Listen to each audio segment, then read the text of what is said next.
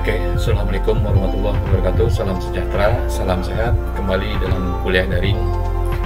Kali ini pada program TV Non-Drama, kita sesi ini membahas elemen atau komponen produksi televisi. Oke, jangan lupa subscribe channel ini, kuliah daring. Oke, kita lihat apa saja sih elemen-elemen dari produksi program TV non-drama. Oke, keenam elemen ini menjadi pilar dalam sebuah produksi program, baik itu sebenarnya drama, non-drama ataupun informasi. Semuanya mencakup ini, mencakup SDM-nya, metodenya yang digunakan, budgeting uang, kemudian bahan baku materialnya yang akan disiarkan, kemudian peralatan, toolsnya, mesinnya, kemudian market audience-nya, pemirsa yang jadi sasaran. Oke, kita masuk yang elemen pertama pada SDM. Ya,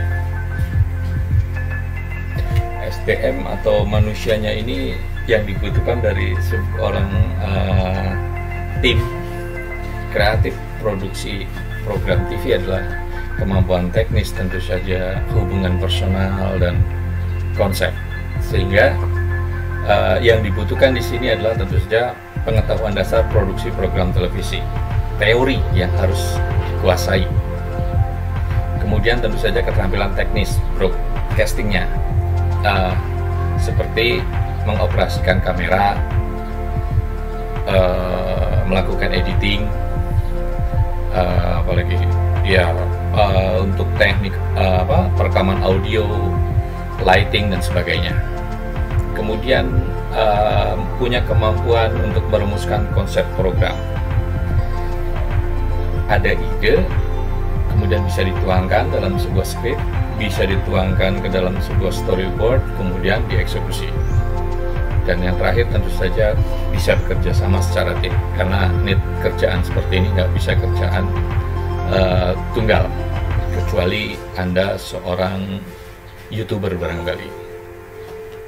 Jadi ini pengetahuan-pengetahuan yang harus dimiliki oleh SDM dalam sebuah proses kreatif produksi program televisi. Oke, masuk ke elemen kedua, metode. Ini metode atau manajemen dalam sebuah produksi. Intinya adalah bagaimana kita mampu mengaplikasikan teori dengan praktek kerja. Karena nggak semuanya apa yang textbook dalam teori kemudian bisa diaplikasikan. Atau sebaliknya, kita mengandalkan pengalaman gitu. Tapi juga kita tidak boleh mengabaikan perkembangan teori di dunia broadcasting. Nah, kemampuan mengaplikasikan ini akan melahirkan kreativitas. Sedangkan kreativitas ditambah kemampuan membaca audiens, kemauan pasar, ini akan menghasilkan sebuah program favorit. Metode pengerjaannya bisa melakukan secara taping atau live gitu. Ini pilihan. Tinggal mana yang paling memungkinkan. Oke, berikutnya adalah budgeting. Ini budgeting ini secara umum akan dibagi menjadi dua. Yang pertama adalah ketika kita mengerjakan sebuah produksi program dengan orientasi keuangan. Artinya kita harus lihat-lihat kemampuan keuangan kita atau perusahaan dalam memproduksi sebuah program. Jangan bikin program muluk-muluk tapi perusahaannya nggak mampu untuk membiayai itu, kan percuma.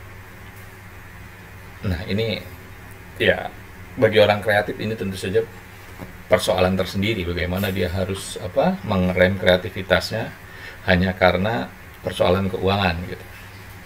Kemudian yang kedua adalah kita bicara pada orientasi kualitas. Nah, ini sangat menguntungkan bagi orang-orang kreatif. Kenapa? Karena budget produksi akan mengikuti rundown ataupun konsep yang ada, dan itu secara kualitas menjadi ukurannya. Artinya orientasinya utama adalah mementingkan kualitas program yang dihasilkan, berapapun uangnya.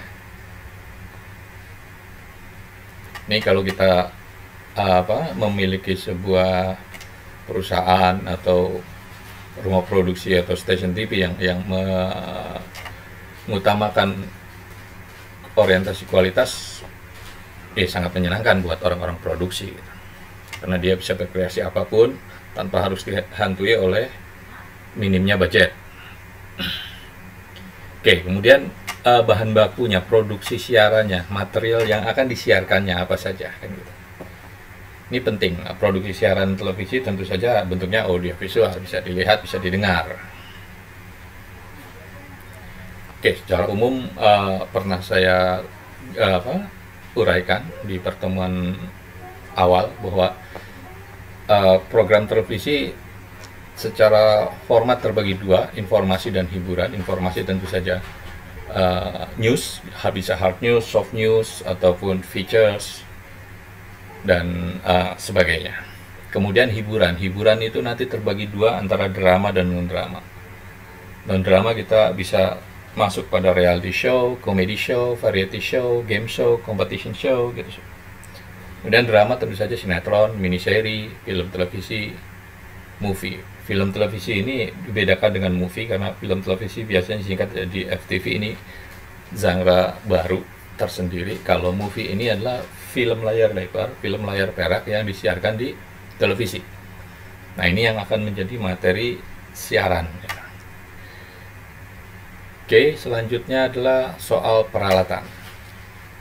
Ini ada 3 pokok unit peralatan yang diperlukan ketika akan melakukan sebuah syuting atau eksekusi.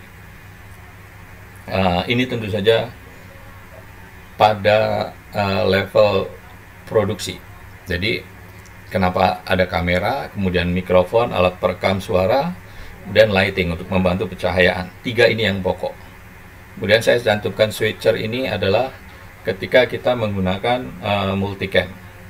Pilihannya adalah menggunakan switcher sehingga kita bisa membagi komposisi gambar langsung saat syuting, atau menggunakan multicam tapi nanti diolah di pasca produksi, di editing. Di sini peralatan editing saya tidak masukkan karena ini adalah seperti yang saya bilang, ini adalah pada level eksekusi, pada level produksi. Oke, yang sangat penting terakhir adalah soal audience, target market yang akan kita capai. Hati-hati, jangan sampai kita membuat program yang keren, yang bagus, tapi salah sasaran, menempatkan atau placement program itu pada TV yang secara segmentasi tidak sesuai. Segmentasi pemirsa biasanya terbagi atas segmentasi usia, anak-anak, remaja, dewasa, atau anak-anak biasanya bimbingan orang tua istilahnya.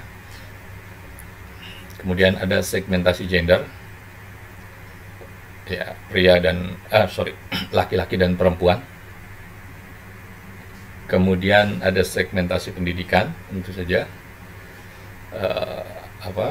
non SMA, SMA dan sarjana. Kemudian segmentasi ekonomi, tingkat kemakmuran. Kemudian terakhir segmentasi jenis pekerjaan. Ini biasanya membagi antara white collar dan blue collar. White collar itu pekerja kantoran, blue collar itu sebaliknya, pekerja non formal. Nah, oke, itu elemen-elemen atau komponen produksi yang harus ada dan harus kita cermati betul-betul dalam membuat sebuah produksi program televisi.